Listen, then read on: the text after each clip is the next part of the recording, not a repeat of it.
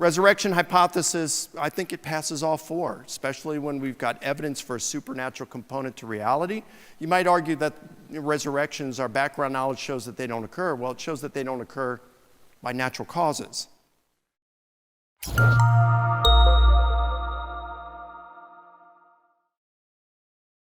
So what do we do with method?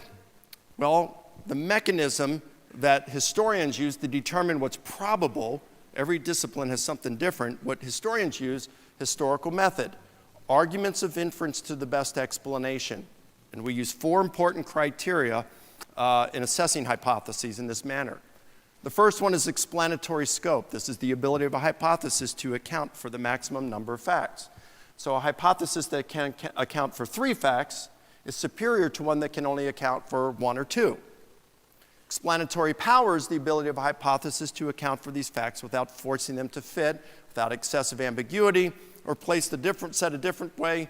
If a hypothesis is true, we expect certain things, and to the degree we get these, that hypothesis is said to have explanatory power. So let's say we've got a guy who's been in prison for 20 years overseas. He comes to the United States. His brother greets him at the airport, and he says, "Bro, you're not going to believe this, but last year the Chicago Cubs won the World Series." He says, "Yeah, I don't believe it. What kind of evidence do you have?" "Well, what do you want?" "Well, if the Cubs won, we would expect a celebratory parade, right?"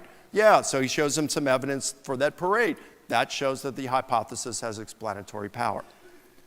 Less ad hoc. Number 3, ad hoc is a term meaning for this. You don't want a hypothesis where there's a lot of conjecture, contrivance involved. You don't want that. Something where there's a lot of non-evidenced assumptions. It's like undetectable gremlins from Saturn are responsible for all the unexplained phenomena on Earth is entirely ad hoc. The hypothesis that is least ad hoc is to be preferred. And finally, plausibility. This is the degree to which a hypothesis is compatible with our background knowledge. And so the hypothesis that a 3-year-old girl bench pressed 300 pounds is implausible based on our background knowledge of what humans are capable of doing under their own power.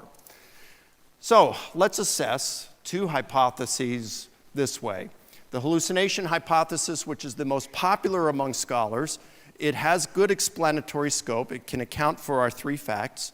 It does not have good explanatory power because of, if it were true, we would not expect an appearance to Paul because he's not grieving.